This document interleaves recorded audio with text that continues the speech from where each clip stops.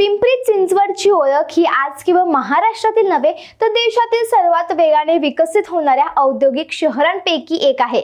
दुसरीकडे चाकण MIDC ही देशातील सर्वात मोठ्या औद्योगिक पट्ट्यांपैकी एक मानली जाते। मात्र या दोन महत्त्वाच्या भागांदरम्यानचा प्रवास म्हणजे आजही वाहतूक कोंडी, वेळेचा अपव्यय आणि रोजची डोकेदुखी। पण आता ही परिस्थिती पूर्णपणे बदलणार आहे, कारण भक्ती शक्ती चौक ते थेट चाकण MIDC असा तब्बल 45 किलोमीटरहून अधिक लांबीचा महत्त्वाकांक्षी मेट्रो प्रकल्प साकारण्याच्या दिशेने पाऊल टाकले जात आहे। या प्रकल्पामुळे तुमचा प्रवासाचा वेळ अर्ध्याहून कमी होणार आहे। मग हा मेट्रो मार्ग नेमका कुठून जाणार आहे, कोणत्या भागांना जोडणार, किती स्थानके असणार आणि लाखो नागरिकांच्या दैनंदिन प्रवासात नेमका काय बदल घडणार, या सगळ्या प्रश्नांची उत्तरे आजच्या या व्हिडिओच्या माध्यमातून पाहणार आहोत। नमस्कार, मी स्वराली आणि तुम्ही पाहताय cut to cut. Pimpri Chinchwad हे देशातील सर्वात वेगाने विकसित होणाऱ्या प्रमुख औद्योगिक आणि IT शहरांपैकी एक मानलं जातं।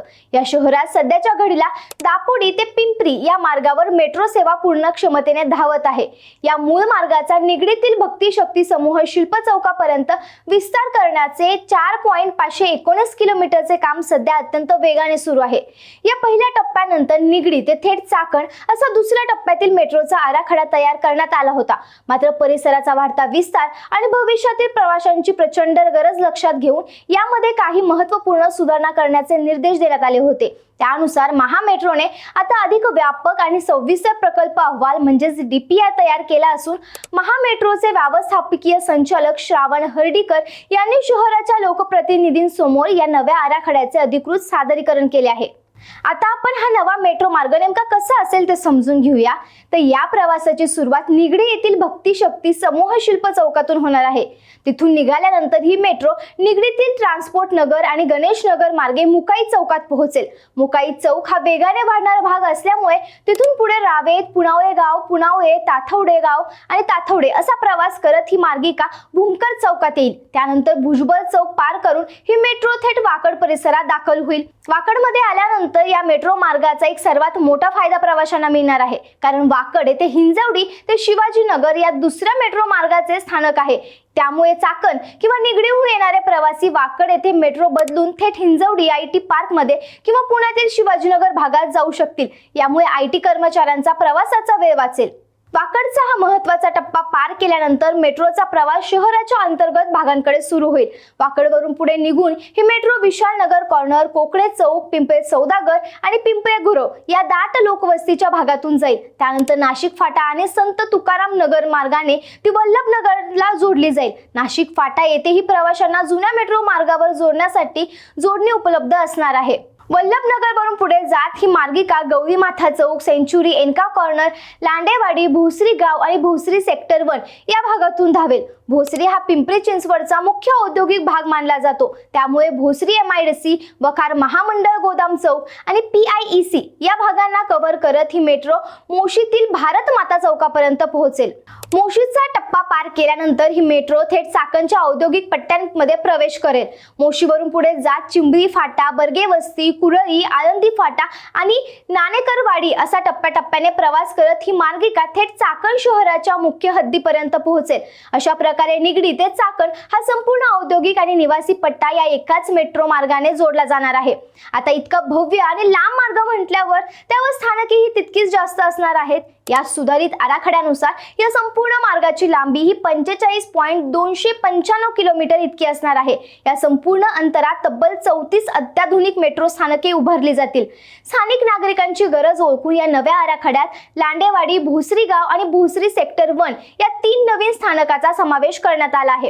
या सर्व 34 स्थानकांपैकी 28 स्थानक ही पिंपरी चिंचवड महानगरपालिकेच्या हद्दीत येणार आहेत, तर उर्वरित 6 स्थानक ही चाकण नगरपालिकेच्या क्षेत्रात असतील।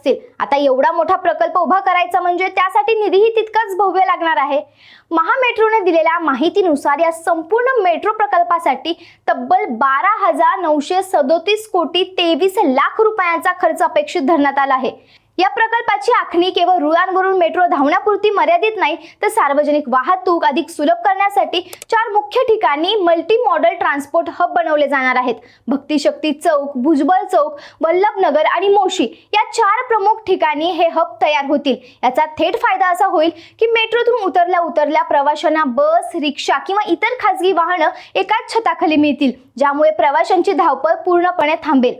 या सादरीकरणादरम्यान शहरातील लोकप्रतिनिधींनी काही अत्यंत महत्त्वाच्या सूचना प्रशासनासमोर मांडल्या आहेत. दिघी आणि त्या परिसरातील नागरिकांना मेट्रोपासून वंचित न ठेवता दिघी शहरालाही या मेट्रो नेटवर्कशी जोडावे अशी मागणी करण्यात आली आहे. यासोबतच भविष्यातील वाढती लोकसंख्या लक्षात घेऊन तळवडे मार्गे चाकण निगडी मेट्रो उभारून संपूर्ण पिंपरी चिंचवड शहरात एक रिंग मेट्रो नेटवर्क तयार करण्याची दूरगामी संकल्पना मांडण्यात आली आहे. या संपूर्ण महाकाय मेट्रो प्रकल्पामुळे पिंपरी चिंचवड शहर आणि चाकण परिसरातील प्रवाशांच्या दैनंदिन आयुष्यात एक मोठा आमूलाग्र बदल घडून येणार आहे. चाकण आणि भोसरी MIDCत काम करणारे लाखो कामगार, वाकडच्या IT हब मधील नोकरदार, विद्यार्थी आणि स्थानिक रहिवासी अशा सर्वच घटकांना या सुरक्षित, वेगवान आणि प्रदूषण मुक्त प्रवासाचा थेट फायदा मिळेल. रस्त्यावरील खासगी वाहनांची संख्या घटल्याने रोजची डोकेदुखी ठरणाऱ्या वाहतूक कोंडीतून नागरिकांची कायमची सुटका होईल, इंधनाची प्रचंड बचत होईल आणि अपघाताचा धोकाही कमी होईल. शेवटी या प्रकल्पाच्या पुढील प्रक्रियेबद्दल बोलायचं झालं तर महामेट्रोने तयार केलेला हा सुधारित DPR आता मंजुरीसाठी पिंपरी चिंचवड महापालिकेच्या सर्वसाधारण सभेसमोर सादर केला जाईल. महापालिकेची अधिकृत मान्यता मिळाल्यानंतर हा प्रस्ताव अंतिम मंजुरीसाठी राज्य सरकारकडे पाठवला जाणार आहे. राज्य सरकारकडून निधी आणि आराखड्याला हिरवा कंदील मिळताच प्रत्यक्षात जमिनीवर कामाला सुरुवात होईल आणि नागरिकांचे मेट्रोचे स्वप्न साकार होईल. एकूणच निगडी ते चाकण हा प्रस्तावित मेट्रो मार्ग केवळ एक नवीन रेल्वे लाईन नसून पिंपरी चिंचवडच्या भविष्यातील वाहतूक व्यवस्थेचा कणा ठरणार आहे. औद्योगिक क्षेत्र, IT हब आणि निवासी भाग एका साखळीत जोडले गेल्याने लाखो नागरिकांचा रोजचा प्रवास अधिक जलद, सुरक्षित आणि सोयीस्कर होईल.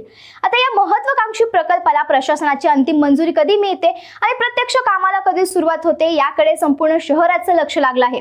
या प्रकल्पाबद्दल तुमचं मत काय आहे? ही मेट्रो कोणत्या कोणत्या भागांपर्यंत वाढवली गेली पाहिजे? आम्हाला कमेंट करून नक्की सांगा आणि अशाच माहितीपूर्ण व्हिडिओसाठी कट टू कटला सबस्क्राईब करायला विसरू नका.